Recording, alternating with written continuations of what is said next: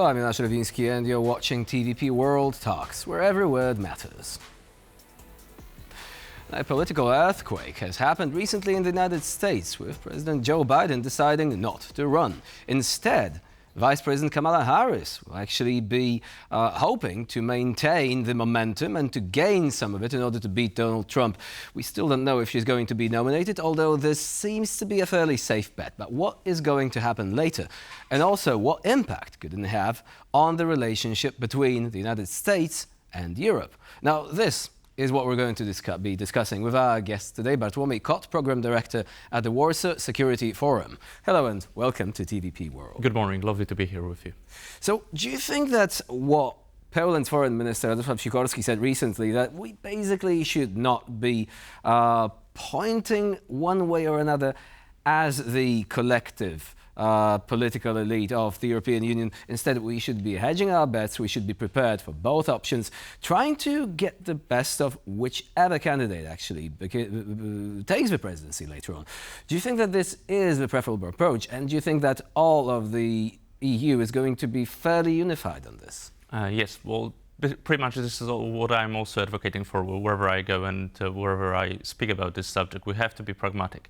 When you look at the polls, it is a very tight race right now between even the new candidate, potentially new candidate from the Democratic side, which is presumably Kamala Harris, and Donald Trump. Of course, there is a lot of focus on Kamala Harris right now because she's a fairly new candidate, let me put it that way. But when you look at the polls, still they're very, close to each other when it comes to the opinions of people who have already registered as voters. Same goes when it comes to our priorities and security issues on European side. It is an obvious thing that the U.S. and our partnership with the U.S. is the security umbrella currently when it comes to the European side of this partnership, especially for a country such as Poland. It is a pragmatic approach to cooperate with whoever governs in the U.S. because this is our, let's say, at the core of our security and at the core of the European security. Europe is not prepared, even the European pillar of NATO is not prepared for U.S. withdrawing from NATO or limiting its interests when it comes to the European continent.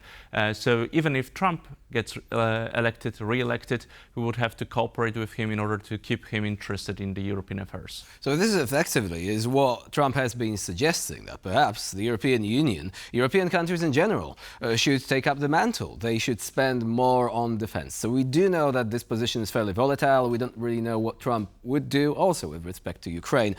But we have already discussed this during the last couple of days. Now, what about Kamala Harris? We don't really have that much when it comes to her own personal involvement. She has not really been dealing with these issues too much. So some critics are saying she has not been really visible here, so she's a bit of a blank slate. But is it really the case? Do you expect continuity here? Do you expect some bolder moves, perhaps? I would rather expect continuity.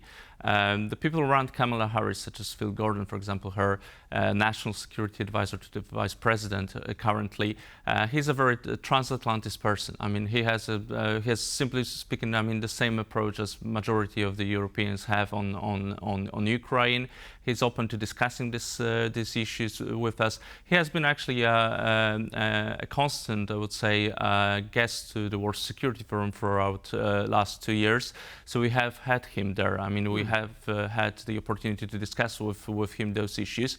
And what did he say? I mean, some people have suggested he could be better than Jake Sullivan. Jake Sullivan is often blamed for making this whole policy a bit too conservative, a bit too on the escalation of, risk side.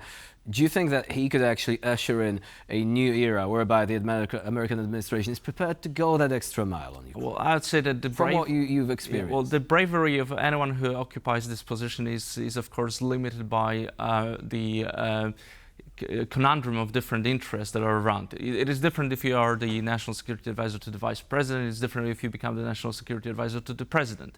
Of course, what is the absolutely bipartisan thing right now in the US, it is the approach towards China. And this is also quite a learning process for Europeans, that, for example, if you really want to keep the US interested in our affairs, in the security affairs of Europe, also Ukraine, you also have to provide on China. And this is like whoever governs in the US, this will be the same. Whether that will be Republicans, whether that will be Phil Gordon as National Security Advisor to potentially President Kamala Harris, this will be the same issue. When it comes to Europe and European affairs and Ukraine, I would rather expect a continuity.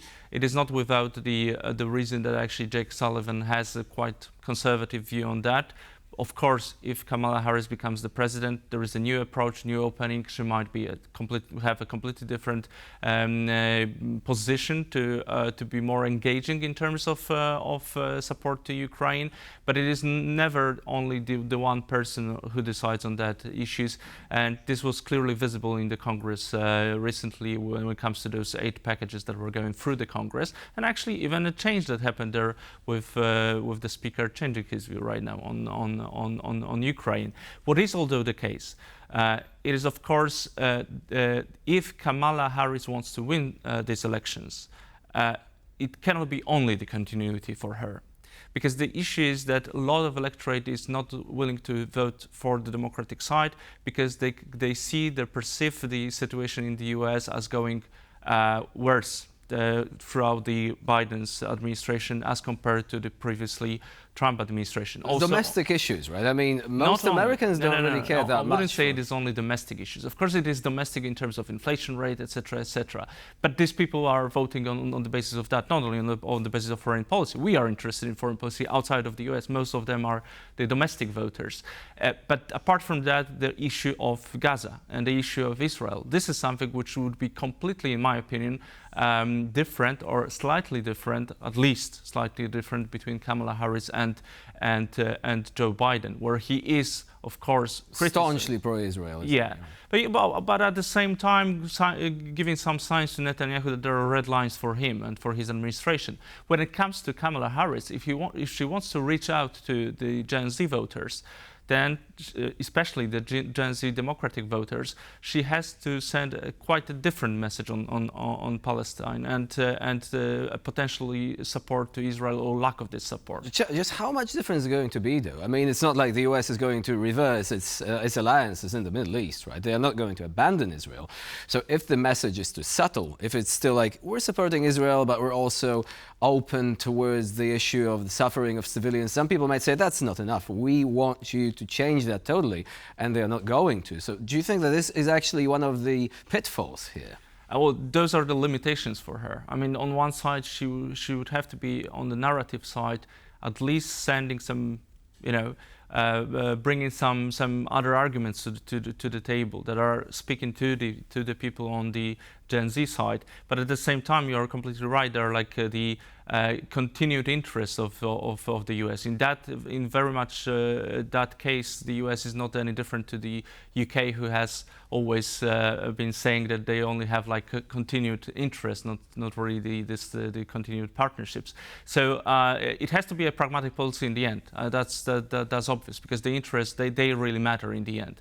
But the truth is that on the narrative side, especially during the campaign, that there would have to be some kind of a differentiation between the previous narrative from the Biden's administration and possibly Kamala Harris as a new candidate. So after the honeymoon of encouraging fundraisers and possibly the nomination, I mean, it's most likely, isn't it? There is going to be the really tough part of getting all those foreign policy priorities together and convincing voters that it actually makes more sense than the program proposed by the Republicans. Bartłomiej Kot was our guest today here on TVP World. Thank you very much for joining us and for sharing your insight. Thank you for having me. And I'm Szarownicki, you're watching TVP World. Please do stay with us for more latest news and updates.